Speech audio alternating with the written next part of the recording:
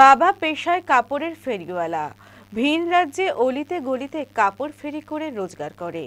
মা গৃহবধূ, আর্থিক অনটনের মধ্যেও মাদ্রাসা পরীক্ষায় রাজ্যের ১৩তম স্থান অধিকারী মেহবুব আলম।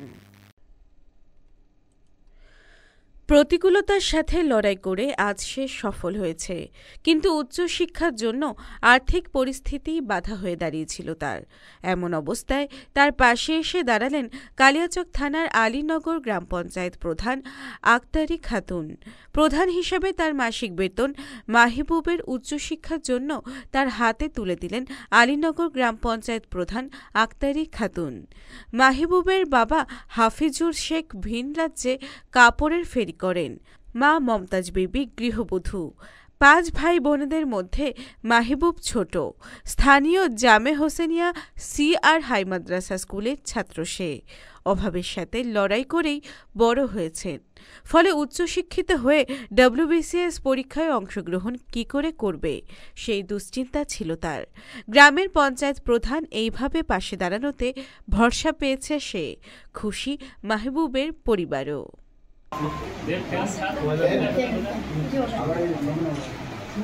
500-র মধ্যে 485 পেয়ে রাজ্যে 13তম স্থান অধিকার করেছে।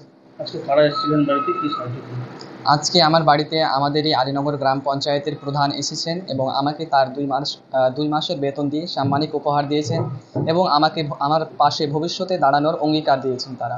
কেমন লাগছে? আমাকে খুব ভালো লাগছে। আমার সঙ্গে এসেছেন, আমাকে উপহার দিয়েছেন এবং আমার পাশে দাঁড়ানোর প্রতিশ্রুতি দিয়েছেন। অবশ্যই আমি এতে আপ্লুত। আমি ভবিষ্যতে ইংরেজি অনার্স নিয়ে গ্র্যাজুয়েশন কমপ্লিট করতে চাই এবং তার পাশাপাশি WBCS পরীক্ষায় বসতে চাই এবং UPSCতে বসতে চাই। আমাকে অনেক ভালো লাগছে। আমরা খুব অত্যন্ত গরিব লোক। আমার স্বামী ফেরি করে, হকারি কাজে যায়, কিন্তু আমার স্বামীর শরীরে খুব রোগ দুঃখ আছে। হার্টের অসুখ, সুগারের রোগ, প্রেশার, তার রোগ ভীষণ হয়ে যায়, আমাদের ওপরে রাগ করে। কিন্তু কি পয়সা টাকা খুব কম আমাকে খাটনি করা, মানে অসুখ বিসুখের জন্য আমার ছেলেকে অত সহযোগিতা করতে পারি না, তো নিজের ইচ্ছাই আমার ছেলে লেখাপড়া করেছে। আজকে কারা এসেছিলেন, কি সাহায্য করলেন? আর আমাদের পাশে দাঁড়িয়ে আমাদের ছেলেকে 2 মাসের বেতন সাহায্য করলে আর আবার দেওয়ার চেষ্টা করছে। ওই একতারি ম্যাডাম, প্রধান শিক্ষক মহাশয় সবাই এসেছে। কেমন লাগছে? খুব খুশি, আমি ভালো লাগছে। আমি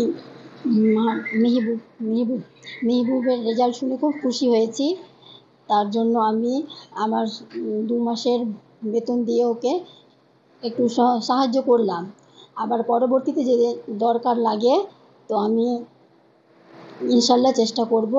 আবার কেমন লাগছে আপনার? হ্যাঁ, কেমন লাগছে? ভালো লাগছে। মালদা টুডে।